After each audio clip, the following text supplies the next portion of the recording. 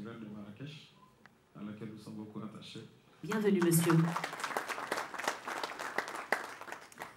L'Organisation internationale de la francophonie, c'est 88 États et gouvernements membres, dont une trentaine en Afrique.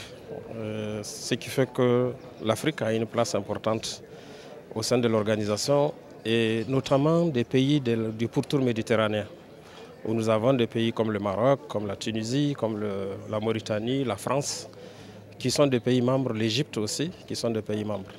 Donc il est évident que ce qui se passe dans cette semaine des MITMED, c'est quelque chose qui nous intéresse beaucoup. Ça nous intéresse beaucoup d'autant que ça parle de l'énergie. Et comme je disais tout à l'heure, j'ai l'impression qu'il y a comme une sorte de quiproquo entre les professionnels de l'énergie et les professionnels de l'environnement, et notamment sur les questions de climat. L'énergie est reconnue comme étant au cœur des émissions de gaz à effet de serre, qui est la principale problématique environnementale, mais l'énergie est au cœur de l'économie.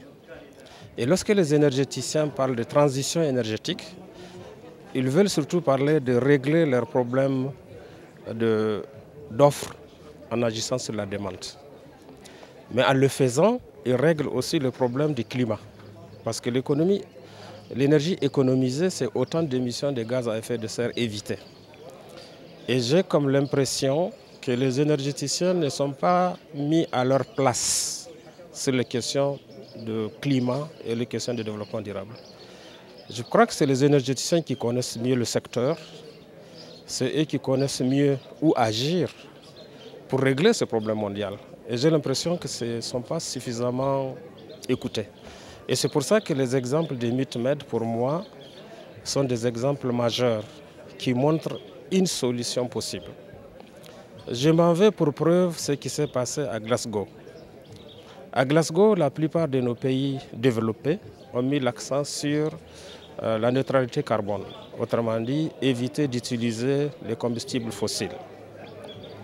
Mais nos pays en développement, leur problème, c'est l'accès à l'énergie. Donc la neutralité carbone n'est pas un problème pour eux. Leur problème, c'est d'accéder à l'énergie. La question de fond, quelle est la problématique de consensus minimal?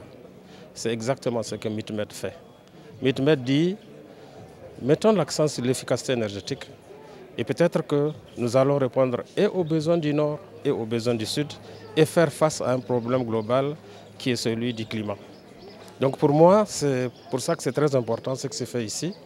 Et nous pensons que nous, en francophonie, c'est quelque chose qu'on peut porter et généraliser à l'ensemble de l'espace francophone, parce que ça peut contribuer efficacement à résoudre le problème auquel le monde fait face, celui du changement climatique.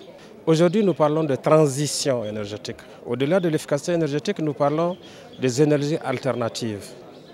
Et une des énergies alternatives qui est en débat actuellement, c'est l'hydrogène vert. Et cet hydrogène vert est développé ici. Je trouve que c'est un débat qui n'est pas assez porté dans l'ensemble de la francophonie.